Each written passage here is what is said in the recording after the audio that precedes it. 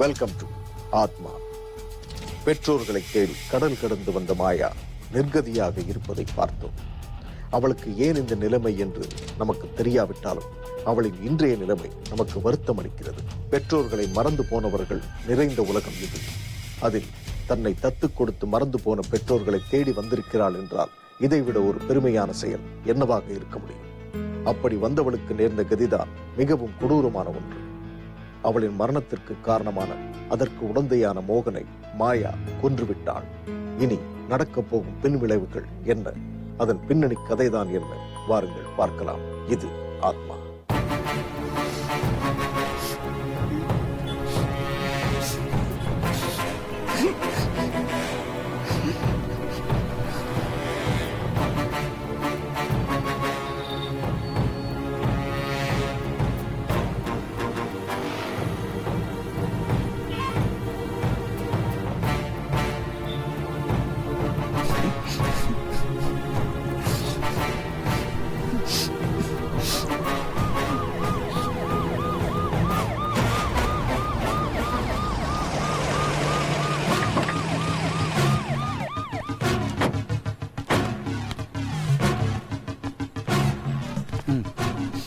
Open பண்ணு. மோகன்,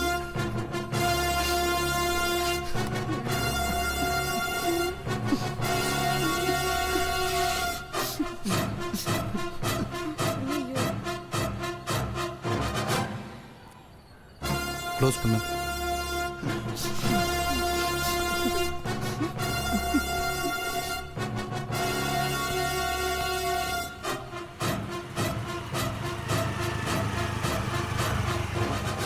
என்னையா பிரஸுக்கு அதுக்குள்ளே நியூஸ் போயிடுச்சா என்ன? போயிட்டு தான் நினைக்கிறேன் சார். சரி, போஸ்ட்மார்ட்டம் ரிப்போர்ட் இன்னைக்கே வேணும்னு சொல்லிடியா? பசங்க பெரிய இடத்து பசங்க மட்டும் தெரியும் சார். இந்த வீட்டில் தான் முன்னாள் எம்பி குடியிருந்தா சொல்லிட்டு இருந்தாங்க சார். யோ, இதை சத்தம் போட்டு பேசாதையா. டேய், இங்க வாங்க.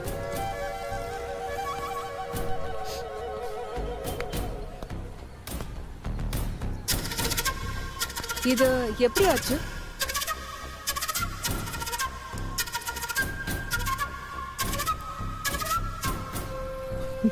உங்களுக்குள்ள என்னையா பிரச்சனை? சார் நாங்களாம் ஃப்ரெண்ட்ஸ் சார். எங்களுக்குள்ள என்ன சார் பிரச்சனை வரப்போகுது? ஃப்ரெண்ட்ஸ்னாலே பிரச்சனை தானே.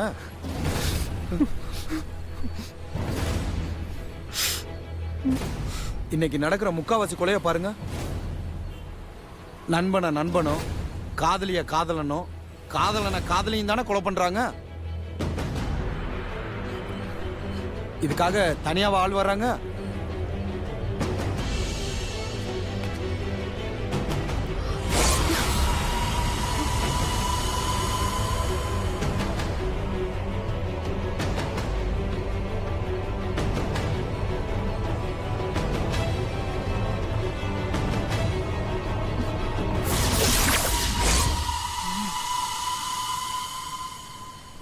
சார் எங்களுக்குள்ள எந்த பிரச்சனையுமே இல்லை சார். நேற்று நைட்டு எல்லாரும் பாருக்கு போயிட்டு வந்தோம் சார். அவன் பத்தலன்னு ஒரு பாட்டில் எடுத்துட்டு மாடிக்கு போயிட்டான் சார். அதுக்கப்புறம் காலையில் அவனை இப்படி தான் சார் பார்த்தோம் நாங்கள்.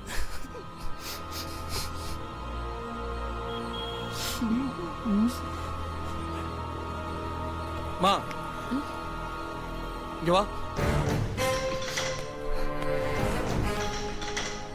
ஹலோ, எங்க விசாரணை நீ ஏமா குறிப்பெடுத்துக்கிட்டு இருக்கா? சார் இல்ல சார், கேஸ் ஹிஸ்டரிக்காக தான்.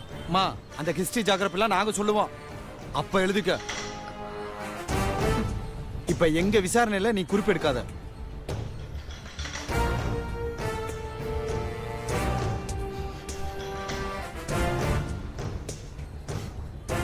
சொல்லுங்க, உண்மையிலே என்னதான் நடந்துச்சு?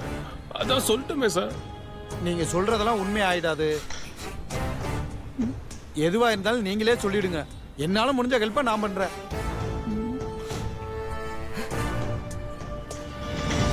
நீங்க ஏதாவது தப்பு பண்ணினீங்கன்னு எனக்கு தெரிஞ்சது, நீங்க யார் என்னன்னு நான் பார்க்க மாட்டேன், தூக்கி உள்ள வச்சு போடுவேன்.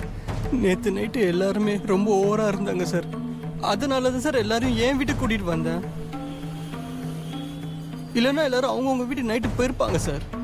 ரொம்ப ஓவரா குடிச்சேன்னு சொல்றீங்க, அப்புறம் எப்படி கரெக்டா வீட்டுக்கு வந்தீங்க?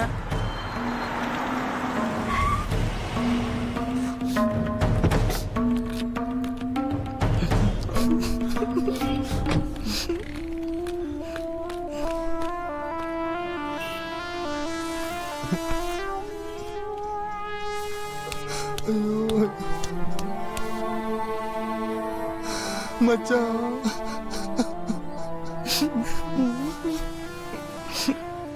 ஃப்ரெண்டுண்ணா ஃப்ரெண்டு சார் அவன் தான் சார் எங்கள் எல்லாரையும் நைட்டு வீட்டுக்கு கூட்டிகிட்டு வந்து விட்டுட்டு போனான்.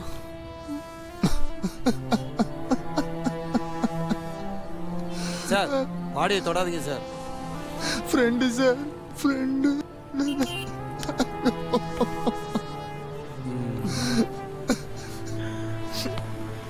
ஹலோ, ஆம்புலன்ஸ் ஃபோன் பண்ணி எவ்வளோ நேரம் ஆச்சு? சார் முகத்தை பார்க்கணும் சார். என் ஃப்ரெண்டு சார்.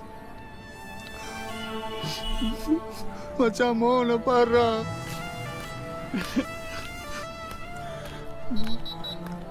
என்னடா ஆயிடுச்சு? தெரிலடா. நேற்று நைட் அவன் பத்தலன்னு சொல்லிட்டு ஒரு பாட்டில் எடுத்து மாடிக்கு போயிட்டான்டா. அதுக்கப்புறம் காலையில் அவனை இப்படி தான்டா பார்த்தோம்.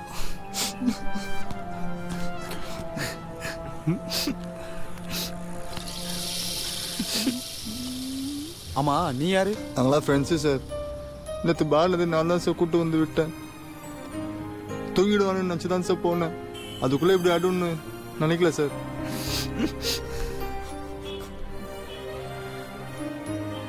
நீங்க 3 பேரும் ஸ்டேஷனுக்கு வந்து ஒரு கம்ப்ளைண்ட் எழுதி கொடுங்க. ம், சரி சார். சரி சார். வந்துருவீங்களா இல்ல ஏத்திட்டு போகணுமா? கண்டிப்பாக வந்துடுறேன் சார்.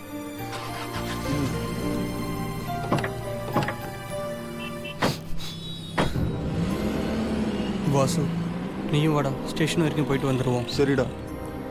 சார் ஆக்சுவலி என்ன நடந்துச்சுன்னு சொல்ல முடியுமா? ஏம்மா, நாங்களே வேதனையில் இருக்கோம், நீங்கள் வந்து கதை கேட்டுட்டு இருக்கீங்களாம்மா?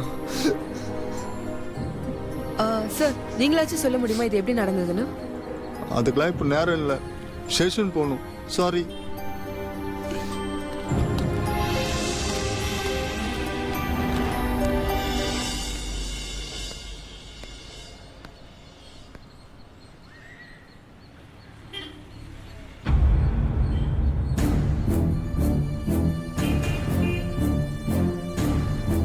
இங்க ஏதோ ஒரு பிரச்சனை இருக்கு.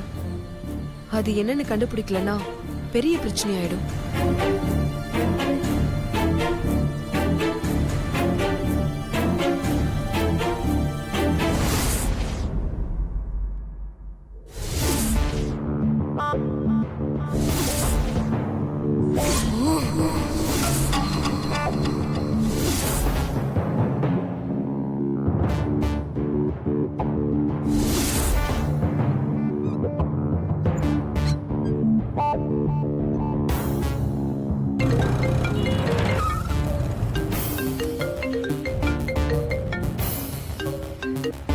ஹலோ. ஹலோ, நான் தீபிகா, பிரஸ் ரிப்போர்ட்டர். சொல்லுங்க. உங்ககிட்ட ஒரு முக்கியமான விஷயம் பேசணும். முக்கியமான விஷயமா? என்கிட்டயா? நீங்க யாருன்னு எனக்கு தெரியாது. என்கிட்ட என்ன முக்கியமான விஷயம் பேசணும்? இல்லங்க, நீங்க என்ன பார்த்திருக்கீங்க. உங்க ஃப்ரெண்ட் இறந்த இடத்துல போலீஸ் என்கொயரி நடந்தப்போ நானும் வந்திருந்தேன். நீங்க கூட எதுவும் பேச முடியாதுன்னு சொல்லிட்டு போயிட்டீங்களே. அப்படிங்களா? இப்போ என்ன வேணும் உங்களுக்கு? என் ஃப்ரெண்டு டெத்து பத்தி உங்க பத்திரிக்கையால பரபரப்பா நியூஸ் பண்ணணும், அதுக்கு எதாவது ஹெல்ப் பண்ணணும், அதானே? இல்லங்க, அந்த கொலைய பத்தி நீங்க என்கிட்ட எதுவும் சொல்ல வேண்டாம். நான் தான் உங்ககிட்ட சொல்லணும். ஹலோ, அது பத்தி நீங்க தான் எனக்கு சொல்ல போறீங்க? அதுவும் இல்லாம அது ஒரு ஆக்சிடென்ட். அது கொலை முதல்ல சொல்றது தப்பு. இல்லங்க, உங்களுக்கு தெரியாது. அத பத்தி தான் நான் உங்களுக்கு சொல்லணும். சரி சொல்லுங்க, என்ன சொல்ல போறீங்க? எதா இருந்தாலும் சீக்கிரம் சொல்லுங்க. உங்க கதை கேட்கறதுக்கு எனக்கு டைம் இல்ல. தெரியுதுங்க, அதனாலதான் நீங்க ஃப்ரீயா இருக்கும்போது என்ன நேர்ல மீட் பண்ணுங்க. நேர்லையா? அதுக்கு நேரம் இல்ல, அதுக்கு அவசியம் இல்ல எனக்கு. ஹலோ ப்ளீஸ், நான் உங்ககிட்ட ரெக்வெஸ்ட் பண்ணி கேக்குறேன், புரிஞ்சுக்கோங்க. ஒரு 1/2 hour மீட் பண்ணா போதும். சரி, ஓகே, மீட் பண்ணலாம். ஈவினிங் 7 o'clock ரெஸ்டாரண்ட்டுக்கு வந்துருங்க. ஓகே.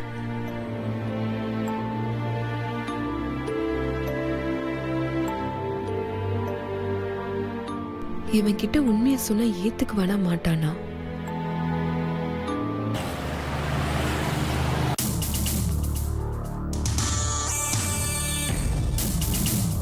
என்னங்க நீங்க? அந்த கேஸே முடிஞ்சு போச்சு. போதரை கீழே வந்துட்டான்னு போலீஸ் ரிப்போர்ட்டே வந்துச்சு.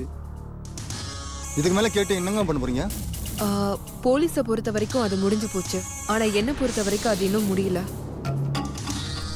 நான் பேச வந்தது வேற ஒரு முக்கியமான விஷயம். நான் ஒரு சீரியஸான விஷயத்த சொல்றதுக்காக தான் உங்களை வர சொன்னேன். என்ன சீரியஸான விஷயம்?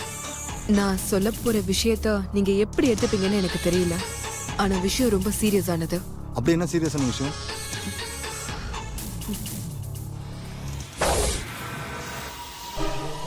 உங்களை ஒரு பொண்ணு ஃபாலோ பண்ணிட்டு இருக்கா.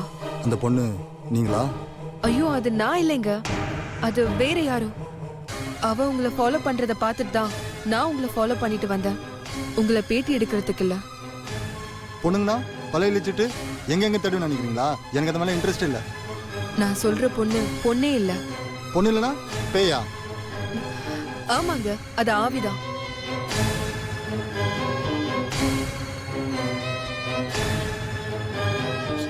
தயவு செய்து இங்கிருந்து போறீங்களா? தயவு செஞ்சு நான் சொல்றது. அது இப்ப கூட இங்கதான் இருக்கு. நீங்க டைம் மிஷின்ல தவறி ஏறி இங்க வந்துட்டீங்கன்னு நினைக்கிறேன். இது 2019. இங்கெல்லாம் ஆவிக்கு இடம் இல்லை. தயவு செஞ்சு இங்கிருந்து போறீங்களா? ஐயோ, சத்தியமா நான் சொல்றது உண்மைங்க. என் கண்ணுக்கு ஆவிங்க தெரியும். பை பர்த்லயே அந்த பவர் இருக்கு. இதை பாருங்க, இப்போ உங்களுக்கு என்ன வேணும்? நீங்க சொல்றது நான் நம்ப யாரும் இல்லை. இந்த ஆவி பேய் அதை பத்திலாம் எங்கிட்ட பேசாதீங்க. ஐயோ, நான் சொல்றது உண்மைங்க. நான் இந்த ஆவிய உங்க ஃப்ரெண்ட் இறந்த இடத்துலயே பார்த்துட்டேன். அத சொல்லி எச்சரிக்கை பண்ணத நான் ஸ்டேஷனுக்கே வந்தேன். அப்பவும் சரி, இப்பவும் சரி, நீங்க ஏதோ என்ன ரிப்போர்ட் கலெக்ட் பண்ண வந்த பொண்ணாவே பாக்குறீங்க. இப்ப கூட அது நம்மள பார்த்துக்கிட்டே தான் இருக்கு. சரிங்க, நீங்க சொல்றத நான் நம்புறேன். இப்போ என்ன, உங்களுக்கு தெரிஞ்ச மந்திரவாதி இருக்கார். அவர்கிட்ட போனா அவர் அந்த ஆவியை வெட்டி விட்டுருவார். அதான சொல்ல வரீங்க? சார், நீங்க நம்பாம பேசுறீங்க. இருக்கிற ஆபத்தை புரியாம பேசுறீங்க. மர்டர் ஸ்பாட்ல இருந்து. ஹலோ, அது மர்டர் கிடையாது, ஆக்சிடென்ட் ஸ்பாட். சரி, அவர் செத்து கிடந்த இடத்துல இருந்து உங்களோட வந்திருக்குன்னா அடுத்து சாக போறது நான், அதானே? என்னங்க நீங்க? நான் சொல்றது ஒரு துளி கூட நம்ப மாட்டேங்கிறீங்க. நீங்க நம்புற மாதிரி விஷயத்த சொல்லலன்னு அர்த்தம். ஓஹோ, நீங்க என்ன நம்பலல? நீங்க என்ன நம்ப வேண்டாங்க. நீங்க இப்ப இருக்கிற மனநிலைமையில நான் எதை சொன்னாலும் நீங்க ஏத்துக்க போறதில்ல. உங்களுக்குன்னு ஒரு சூழ்நிலை வரும். அப்போ நீங்க எனக்கு கால் பண்ணுவீங்க. அப்போ நான் எல்லாத்தையும் சொல்றேன். வரேன்.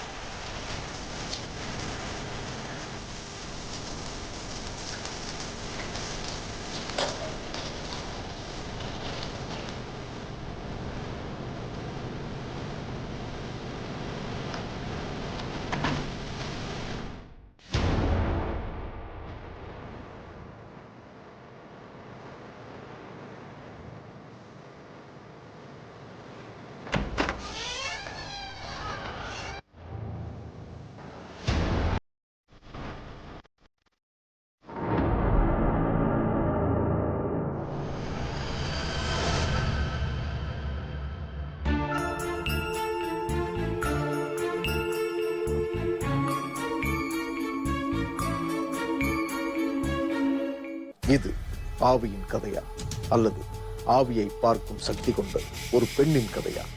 இரண்டும் தான். அவள் மூலம் சொல்லப்படும் ஆவியின் கதைதான் இது. ஆவிகளை விஞ்ஞானம் ஏற்றுக்கொள்வதில்லை.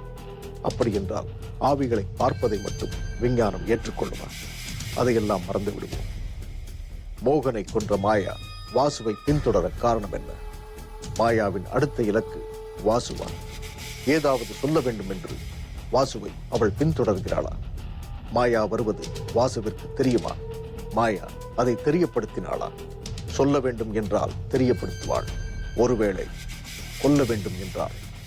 அனைவருக்கும் ஒரு பதபதைப்பான தருணம் ஆரம்பமாகிவிட்டது. கதையின் நாயகனாக நினைத்துக் கொண்டிருந்த வாசுவை மாயா தேடி வந்ததன் நோக்கம் என்ன? இதை பற்றி முன்கூட்டியே எச்சரித்த தீபிகா வாசுவை காப்பாற்றுவாளா? இல்லை, நாம ஒரு முடிவை எடுக்க வேண்டாம். பார்க்கலாம்.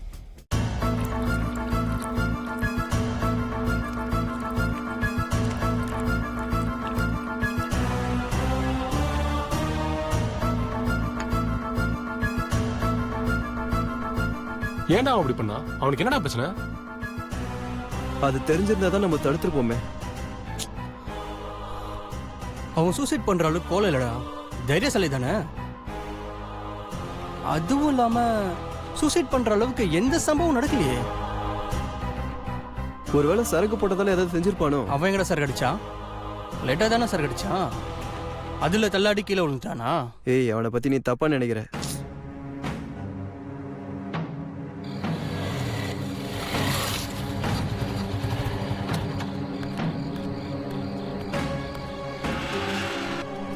அவன் மட்டும் சரக்கு போட்டானா அவனை கண்ட்ரோலே பண்ண முடியாது. டேய், நான் வீட்டுல வச்சிருந்த ஒரு பாட்டில வேற காணோம்டா. டேய், அந்த பாட்டில மேல அப்படியே இருந்துச்சுல, பாத்தில?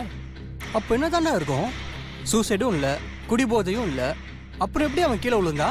இது ரெண்டுமே இல்லைன்னா யாராவது தள்ளி விட்டு தான் விழுந்திருக்கணும். அவனை யாரோ பின்னால இருந்து தள்ளி விட்டுருக்கணும். நீ என்ன நினைக்கிற? தள்ளி விட்டது யாரா? தள்ளி விட்டது ஆவி. என்னடா சொல்ற? அப்படித்தானே சொல்றாங்க. யாரு? அவதான்டா அந்த ரிப்போர்ட்டர் பொண்ணு தீபிகா. அவ கண்ணுக்கு ஆவி எல்லாம் தெரியுமா? மோகன் இருந்த இடத்துல அவ அந்த ஆவியை பார்த்தாலாம். அந்த ஆவிதான் இதெல்லாம் பண்ணியிருக்கான். ஐயோ, டேய், முட்டாள் தரமா பேசாத. காத்தடிச்சா கலைஞ்சு போற ஆவி அவனை வந்து தள்ளி விடுச்சா? Good point. ஆவி இருக்குடா. இது ஆவியோட வேலை தான்டா. அது எப்படி நீ சொல்ற? டேய், லைட்லாம் பாரு எப்படி பிளிங்க் ஆயிட்டு இருக்குன்னு. டேய், நீ ஆவி எல்லாம் கிண்டல் பண்ணதும் லைட் எல்லாம் பிளிங்க் ஆகுதே, அதை கவனிக்கலையா? ஹே, என்னாச்சு உனக்கு? அது பவர் ஃபிளக்சுவேஷனால அப்படி வருது. அவ தான் ஏதோ தெரிஞ்சும் தெரியாமல சொல்றானா, நீயும் அது ஆவிங்கிற? இல்லடா, இந்த சந்தேகம் ஆரம்பத்துல இருந்தே இருக்கு. நீங்க சரக்கடிங்கடா. எனக்கு தெரிஞ்ச மாந்திரிகர் ஒருத்தர் இருக்காரு. அவர்கிட்ட தாயத்தை வாங்கி கட்டிட்டு நான் காலையில வரேன்டா. உயிருக்குள்ள என்னால விளையாட முடியாதுப்பா. யாசெல்லாம் இன்னும் ஒண்ணு கூட நிறைவேறல. அதுக்குள்ள அல்பாயசுல சாவ சொல்றியா? அப்பா சாமி, நான் வரேன்டா. யாரா போறாடே. நினைக்கிறேன்டா.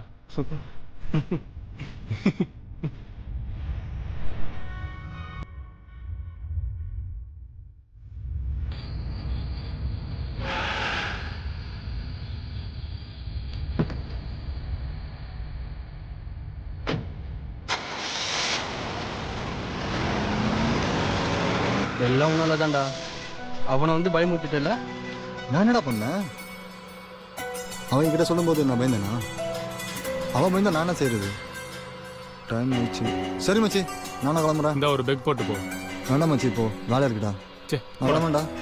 மேடம், நல்ல வேளை, நாம் நினைத்தது போல் மாயா வாசுவை ஒன்றும் செய்யவில்லை. அவள் இருப்பதைத்தான் வாசுவிற்கு உணர்த்தினாள். ஆனால் வாசு அதை உணரவில்லை. தீபிகா சொன்னதை நண்பர்களிடம் சொல்லி பழனியை பயமுறுத்தி விட்டான். மந்திரவாதியை சந்தித்தால் அவர் வெறும் கயிற்றை கொடுத்து அவனை காப்பாற்றுவாரா? அல்லது மாயாவின் ஆத்மா மந்திரவாதியின் பிடியில் சிக்கிவிடுமா? என்ன நடக்கப் போகிறது? மனிதர்களை விட வேகமாக சிந்திக்கக்கூடியவை, செயல்படக்கூடியவை ஆத்மாக்கள். பழனியின் பயம் தந்த வேகம் மாயா ஆத்மாவின் வேகத்தை கட்டுப்படுத்தி விடுமா? அவன் மந்திரவாதியை சந்தித்தால் மாயாவின் மனதில் இருப்பது என்னவென்று தெரிந்து கொள்ளலாம். அவளின் கோர தாண்டவத்திற்கு ஒரு முற்றுப்புள்ளியும் வைத்து விடலாம். ஆனால் மாயாவின் ஆத்மா விட்டுவிடுமா? உங்களின் வியூகமும் அதுதானா? வாருங்கள் பார்க்கலாம்.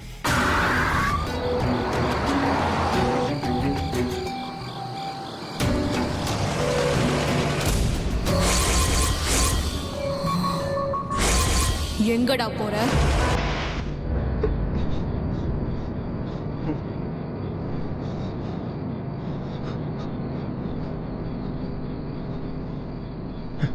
யாரோ பேசுன மாதிரி இருந்துச்சு. வண்டியில யாரையும் காணுமே. கேக்குறேன்ல, சொல்லுடா.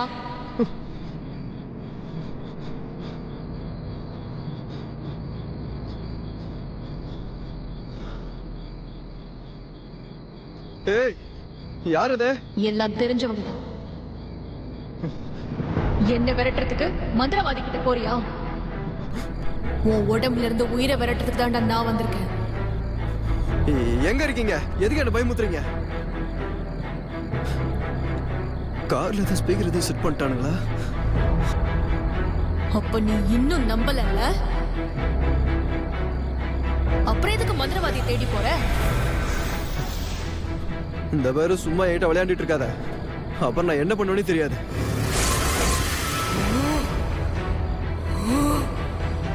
என்னடா பண்ணுவ?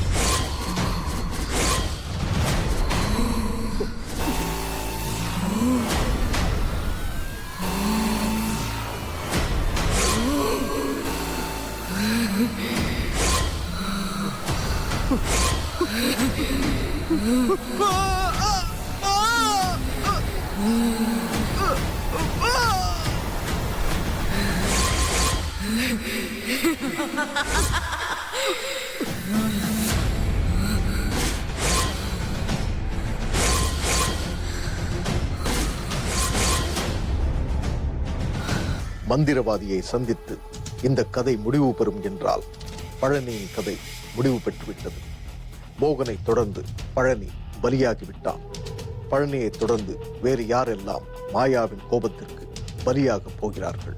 மாயா ஆத்மாவின் கோபத்திற்கு காரணம் என்ன? இந்த கேள்விக்கான விடை காத்திருங்கள் நாளை வரை.